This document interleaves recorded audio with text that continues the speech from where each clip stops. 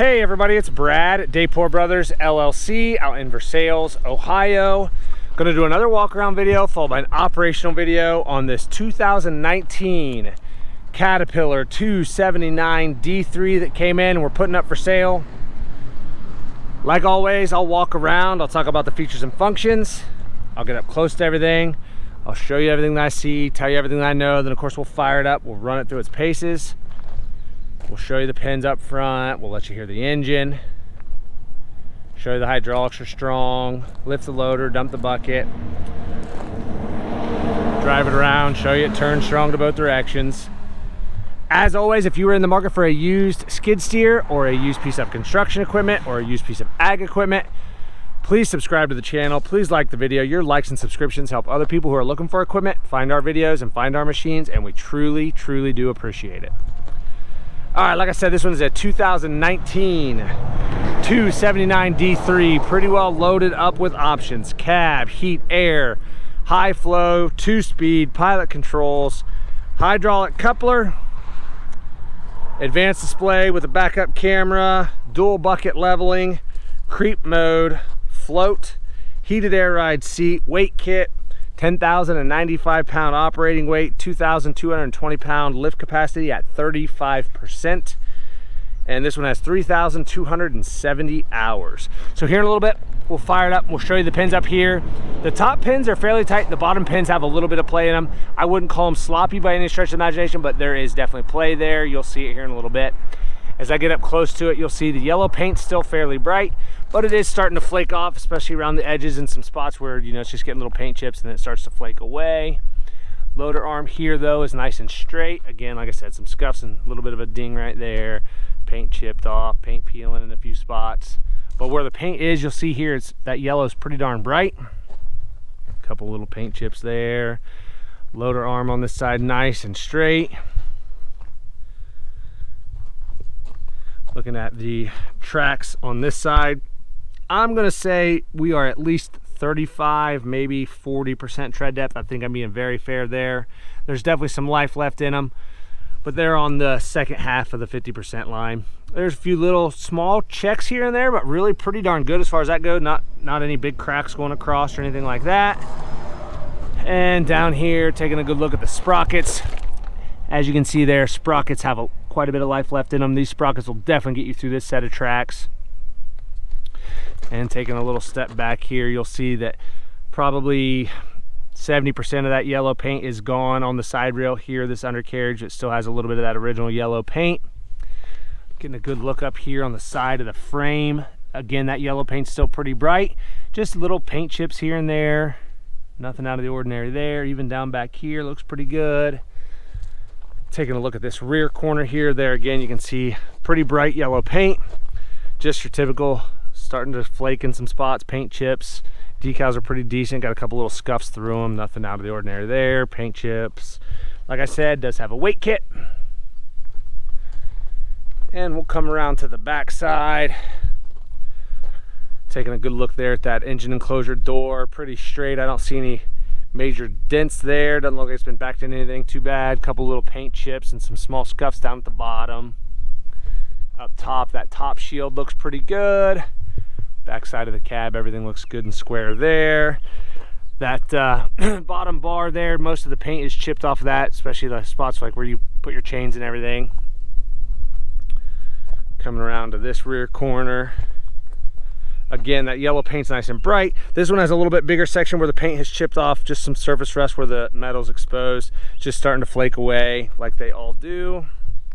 Weight kit, otherwise pretty darn straight over here. Got a little spot there where that decal's starting to peel. Otherwise, if I get up close there, you can see how reflective that paint is. You can see the shop in the background. I mean, pretty darn bright paint. Looking at the track on this side, again, matches up really well to the other side. I think it's very similar. Again, just some small little chips here and there, little cracks, nothing major. About the same tread depth on this side as the other side. And taking a look at the sprockets, again, sprockets match up really well on this side to the other side. These sprockets will definitely get you through this set of tracks. And taking a little step back, looking at the side frame of the undercarriage there, this side's about the same as the other side. And then looking in here at the side frame of the machine itself, this one's got a little bit more paint chipped off right here. It's got a section that's probably, I don't know, that's probably 8 or 10 inches long. Just kind of start peeling around the edge and then working its way up. A couple little scratches and scuffs here and there. Same thing back there. And then taking a look at the loader arm on this side. Again, that yellow paint's nice and bright and reflective. There you can see my camera in the reflection. Decal's starting to peel just a little bit, but nice and straight. I don't see anything that looks like it's been cracked or welded or plated on either side of the loader arms. Same thing here, back of the skid steer mount plate. I don't see anything that looks like it's been cracked or welded. Come take a good look at this bucket. It's a pretty good heavy duty cat bucket. The cutting edge is really good, nice and flat. I really don't see any big dents or dings there in that bucket. And again, that cutting edge has a lot of life left in it there. It is a reversible cutting edge. I don't know how well you guys can see that there, but the other side's still good also. We'll go back here and take a look in the engine compartment.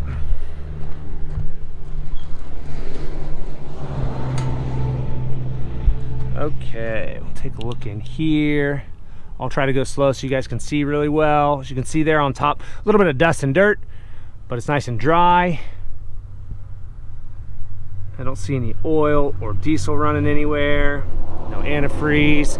I say it with every used machine. I'm sure if you go over this thing with a fine-tooth comb, there's going to be a seep or two somewhere, but I'm not seeing anything major, nothing egregious. Again, there down on the side of the block, it's nice and dry in there. Air compressor looks good. Down here in the bottom, there's not a whole bunch of dirt pulled up. It's nice and dry down there. I don't know how well you guys can see in there. Go nice and slow here.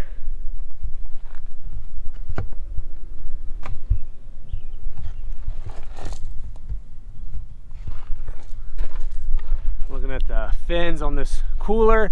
Some of these top fins are kind of tweaked just a little bit, but the rest of them are pretty good. That back door's pretty darn straight. Like I said earlier, I don't see any big dings in that. We'll take a good look at the cab and the interior. All the glass, looking here as I walk around, all the glass seems to be in good shape. The top of that ROPS is good. I don't see any big dings there. Again, I don't see any cracks or spider webbing in any of that glass. Up here on the front faceplate, you'll see where they all get chipped up. This one's definitely got some paint chips. It's missing, I don't know, a third of the paint up here roughly. You can kind of see that there. It's just a little surface rust where the metal's been exposed. A lot of times guys sand those down and repaint them, put a new decal on there. Steps, both steps look good. Nothing out of the ordinary there. It is the hard plastic door. Taking a step and looking in here. Floor mat, everything looks good down there. Again, heated air ride seat. Taking a good look at this bottom seat cushion. Looks pretty good there. I don't see any cuts or tears. A little bit of dirt and dust stains here and there. Backrest, same thing. I don't see any cuts or tears in that backrest. Everything looks pretty darn good there. Taking a look at the joystick on this side. It does have creep mode. All these buttons look good. Trigger button on the back side looks good. Protective rubber boot down here, everything looks good there. Come take a look at this side. Again, all the buttons look good. Toggles good. Triggers on the back side's good. Rubber boot down here, everything looks good. Both armrests are good. These little, all the fins on the HVAC things seem to be in good shape. I don't see any of those busted on either side there. All the buttons and stuff up here in good shape, very visible. You can tell what everything's for. HVAC controls, everything looks good there. Like I said, backup camera. And 3270.9 on the hour meter. Does have a radio, but I could not get it to turn on, so if you're smarter than me, maybe you can get that to work. That doesn't take much. taking a good look up here where those cylinders come up. Everything looks good there. Nothing seems out of the ordinary. Nothing looks like it's been cracked or welded. Same thing on this side. Everything looks good. And like I said earlier, back side of the skid steer plate, everything looks good there. I don't see anything that looks like it's been cracked or welded, just typical wear. It's got scratches, small little dings.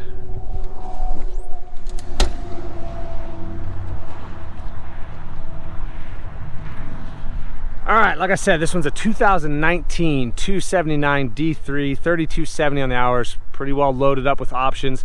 Lots of photos on our website. That's listed down below in the description. If you have any questions, comment down below. We'll try to answer them for you. We'll fire this thing up and get right into an operational video.